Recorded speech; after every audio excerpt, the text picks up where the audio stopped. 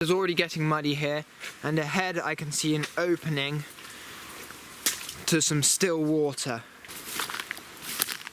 So here is the pool. There won't be any fish in here, sadly.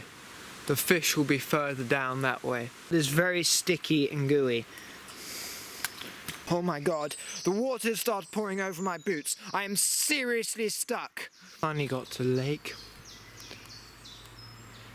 The main lake is further up that way, but I'm poaching, so I don't really want to get caught up there. This looks like a good area. I've seen fish in this area, and hopefully I should catch something. I've just set up my rod and I'm about to start fishing.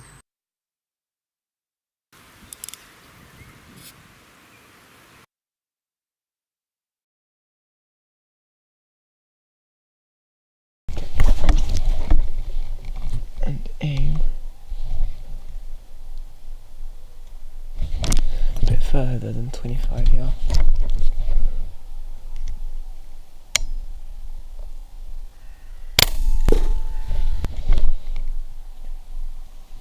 See? Did you see that?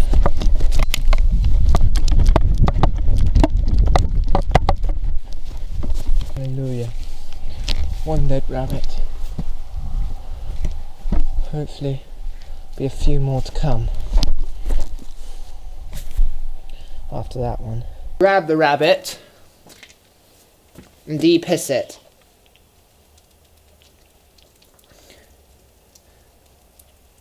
So we don't taint the rabbit. Ugh, that's nasty.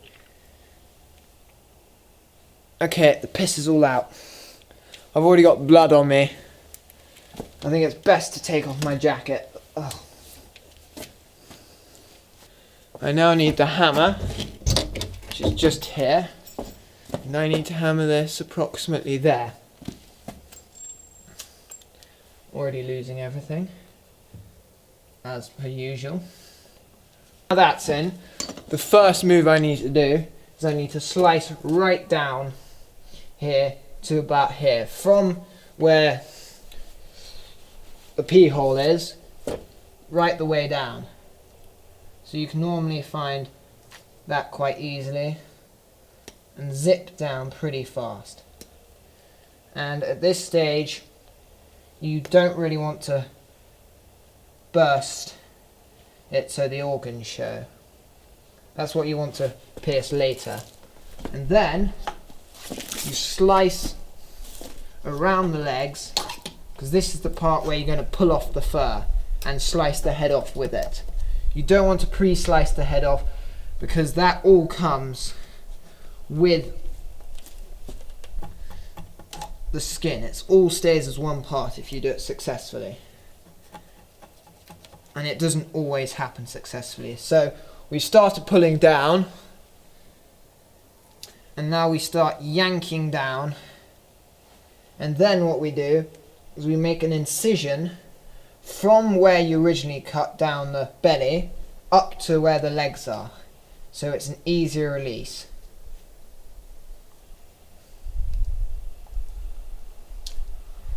And then you do it on the other side. And now you can start pulling down. Sadly, it's not coming off quite like I want it to. And you just yank it all down, yank the tail and everything out. There's the tail. Just yank it all down. The rabbit's still warm, fresh from the field. That's what you want to happen. Exactly. And now what you do is you pop out the legs and get your finger in between, and you pop the legs out like so. And then what you do is you slice the legs and then break them and then chop them right off. Slice the leg,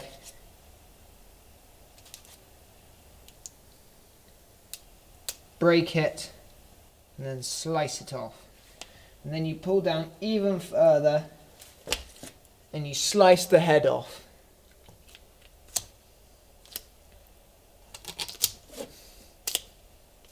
There we go. All in one lot. Very simple. And then what you need is you want to quickly go and get some newspaper or something to put all the innards on. I've got an old box here. And you want to lay that on the ground and put all the waste on it. But you want to keep the liver. The liver goes into the stew. Okay, just pull the last bit of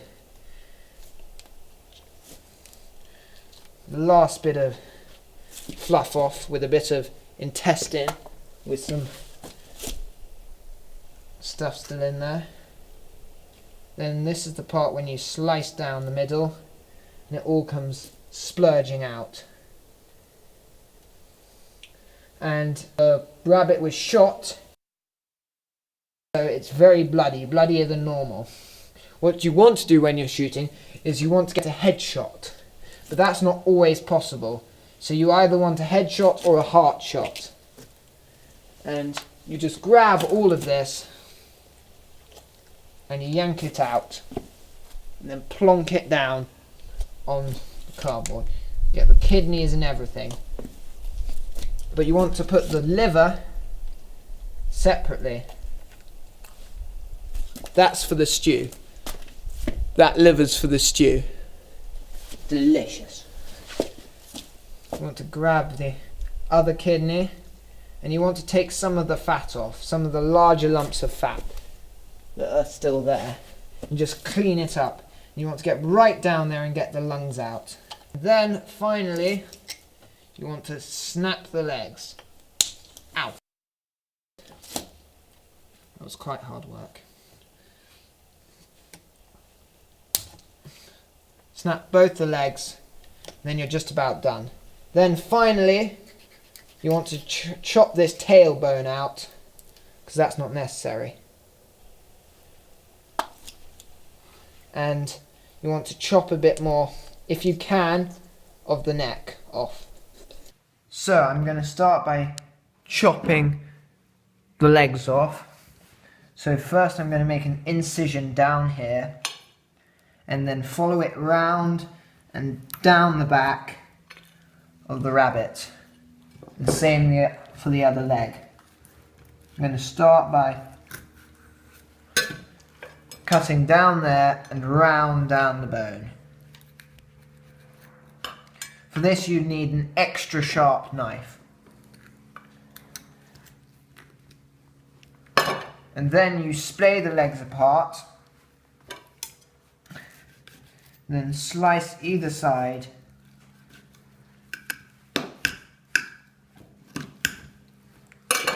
and then you push them outwards to loosen it up and then free them with the knife and then pull them off.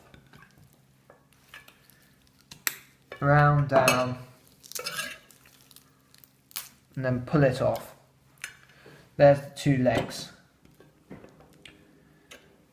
And then what I need to do is I need to separate the saddle from the ribs and take the legs off the ribs. I normally don't put the ribs in the stew as there isn't much meat on it and it's mainly bone. If you want to, you can debone the meat so the stew has absolutely no bones on it. But I really don't think that's necessary as it's time consuming. So, one front leg, just slice straight down.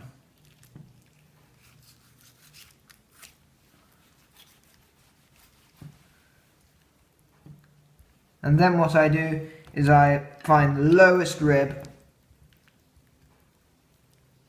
which is there. I go in at the lowest rib and through, and then I go outwards and then cut upwards so I keep this flap of meat.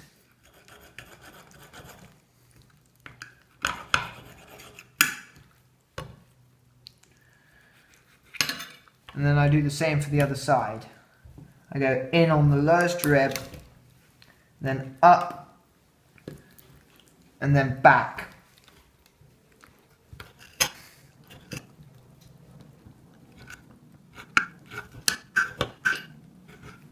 And then I bend the rib cage backwards and forwards, snapping it, and then I just take the knife in there and take the rib cage off. There we go. And now what I can do is I can clean up the rib cage and chop off any excess meat that I may want to use, but really there isn't an awful lot. What I'm doing now is I am just flouring the pieces of meat just before I go and fry them. I am now going to chop 2 onions and grate some garlic that are from my garden. I feel that the garlic should be grated as it releases more of the oil and gets a better dispersion throughout the stew. The onions have now been cooking for about 3 minutes now. I've moved them to the side and reeled the pan with the rapeseed oil, and I am now going to put the rabbit in. The rabbit has now been cooking for about 5 minutes, and I have since turned it over. I've also glazed the pan with some cider, and it is bubbling away. I am now going to add in the garlic, which I have grated. And you can see all the oil has seeped out. That has now been added, and I'm going to leave that to bubble for about another 3 minutes before I chuck it all into the pan. And the pink peppercorns, they are almost the most key part of the ingredient. Apart from the rabbit, it's the pink peppercorns. The pink peppercorns are what make the dish the dish.